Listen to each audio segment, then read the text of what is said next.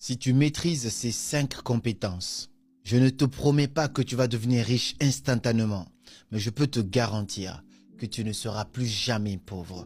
Maîtriser ces 5 compétences vont te permettre d'abord de trouver l'homme ou la femme de ta vie beaucoup plus facilement que la moyenne, d'être plus à l'aise socialement et de devenir riche. Ces compétences-là, en 2025, si tu maîtrises rien qu'une seule de ces compétences-là, j'en suis persuadé que ça pourra te changer la vie. Après, on est d'accord, il y a des compétences ici qui vont te demander un minimum d'efforts et d'autres que tu as déjà. Alors tant mieux pour toi si tu les as déjà développées. Et une chose très importante qu'il faut comprendre. Il y a quelques années en arrière, 6 mois, on m'avait proposé un poste de directeur quelque part pour gagner 5 000, 6 000 euros par mois. J'aurais trouvé ça comme étant le paradis. J'aurais bondi dessus directement. Sauf que les temps ont changé. Aujourd'hui, tu me proposes la même chose, même pour 10 000 euros, je te dirais non. Parce qu'au-delà du fait de gagner 10 000 euros par mois, je sais que je peux le faire déjà dans mon business. Mais au-delà de ça, c'est que je sacrifie une part de ma liberté et de ma passion. Les choses ont changé. Aujourd'hui, il y a des compétences qui te permettent de devenir beaucoup plus rapidement riche. Il y a aussi des compétences qui te permettent d'être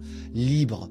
Peu importe ce que tu as envie de faire, libre dans le monde entier. Dans cette vidéo, on va donc voir en profondeur comment mettre en place ces 5 compétences dans ta vie pour transformer ta vie.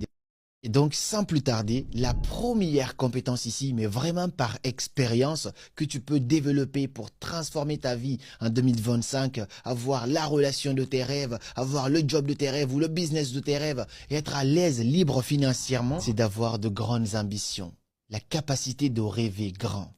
Malheureusement, on connaît tous des gens, dès que tu leur parles de quelque chose, ils ont tellement une vision fermée qu'ils vont essayer de réduire ton rêve en disant « Ouais, mais ça c'est trop, tu devrais peut-être penser ça ».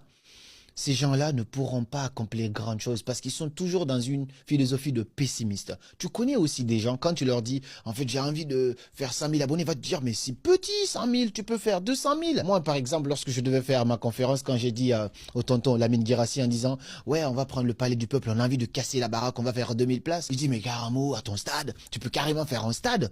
Quand je lui ai dit qu'on allait faire 2000 places, il m'a dit que je peux carrément faire un stade. Donc j'aime bien ces types de philosophie-là. La capacité de rêver grand, la qualité de ta vie dépend de la qualité de tes ambitions. Je vise la lune et dans le pire des cas, tu pourras atterrir dans les étoiles. Tu ne peux pas avoir ce à quoi tu n'as pas aspiré. L'anecdote simple par rapport à cela, c'est simple.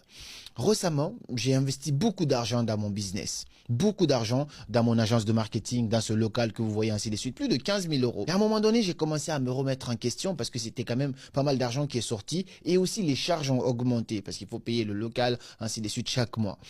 Dans ce moment de doute-là, je commence à me dire, waouh, mais j'ai quand même pas mal de charges. Est-ce que je devrais pas apprendre à réduire encore mon train de vie, mon style